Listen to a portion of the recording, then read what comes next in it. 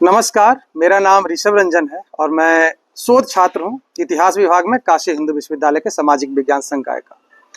एक घटना मैं थोड़ी सी आपको बता दूं। जब मैं ग्रेजुएशन फर्स्ट ईयर में यहाँ पे एडमिशन हमारा हुआ तो सबकी तरह हमारा भी इच्छा किया कि चलो एक बार सारनाथ घूम के आते हैं। तो मैं निकल गया सारनाथ। सारनाथ में पहुंचा धर्मराज का स्तूप के पास। इतना बड़ा स्तूप, विशाल स्तूप देखने के बाद मन अचंभित हो गया, पहली बार देख रहा था। पता चला कि अशोक के द्वारा बनवाया गया, यहाँ पे भगवान बुद्ध की अस्थियां एकत्रित हैं। फिर उसके बगल में एक शिलापट लिखा था, शिलापट था, उसमें लिखा गया था उस धर्मराज का स्तूप के बारे में, जिसमें एक व्यक्ति का नाम आया जिनका नाम था जगत सिंह। और उसमें ऐसा बात लिखा गया था कि जगत सिंह के द्वारा इसका भंजन किया गया या फिर इसको तोड़ा गया। ये पढ़ने के बाद हमारे मन में एक निगेटिव छवि इन व्यक्ति के लिए आ गई कि कैसे व्यक्ति थे जिन्होंने इतना ऐतिहासिक चीज को तोड़ दिया। फिर वक्त का दायरा बढ़ा, मैंने यहाँ से यूजी किया, उसके बाद पीजी किया, अभी रिसर्च में हूँ।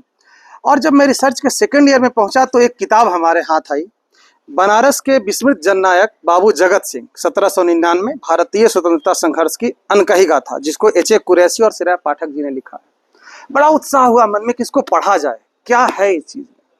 तो जितनी पुस्तकें पहले मैंने पढ़ी थी उसमें इनके बारे में एक निगेटिव छवि ही आ रही थी, लेकिन इस पुस्तक के पढ़ने के बाद अब, और इसमें जिस डिटेल से और जिस ऐतिहासिक स्रोतों के आधार पे, जिस अभिलेखीय स्रोतों के आधार पे अलग अलग आर्काइव्स में जाके डेटा कलेक्शन करने के बाद इसका संकलन किया गया है, इसको लिखा गया है, इसके आधार पे हम कह सकते हैं कि बाबू जगत सिंह वाकई बनारस के एक विस्मृत जननायक थे, जिनको हम लोगों ने भुला दिया, जिनके बारे में हमारे मन में एक निरात्मक छवि थी, निगेटिव छवि था।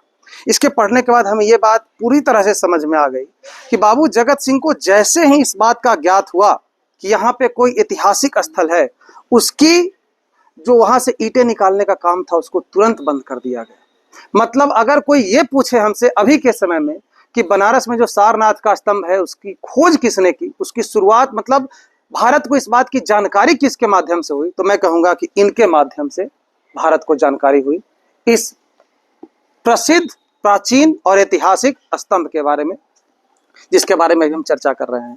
बाबू जगत सिंह के बारे में एक और भ्रांतियां हमारे आते ही बनारस में कान में फैली थी कि ये दीवान थे काशी नरेश के। उसको भी इस पुस्तक ने तोड़ने का काम किया कि ऐसा दीवान ये नहीं थे। और पूरे ऐतिहासिक स्रोतों के साथ अगर आप इस पुस्तक को डिटेल से पढ़ेंगे तो इनके बारे में आपको बहुत कुछ जानकारी प्राप्त होगी। और इसको पढ़ने के बाद मैं ASI से, आर्कियोलॉजिकल सर्वे ऑफ इंडिया के किसी भी अधिकारी के पास अगर हमारी ये वीडियो पहुंचती है तो उनको जरूर इस पुस्तक के बारे में एक बार अध्ययन करना चाहिए और इस बात का खंडन करना चाहिए कि जो वहां पे लिखा गया है वो गलत है, और तथ्यात्मक रूप से वहां पे ये बात लिखी जानी चाहिए कि बाबू जगत सिंह के कारण ही काशी जो सारनाथ का स्तूप है, धर्मराज का स्तूप, उसकी जानकारी पूरे भारतवर्ष को आई। तो मैं आप सभी से अनुरोध करूंगा कि एक बार जरूर इस पुस्तक को पढ़ें और ASI से विनम्र अनुरोध करूंगा कि उस शिलापट पे लिखी गई बातों को बदला जाए। बहुत बहुत धन्यवाद।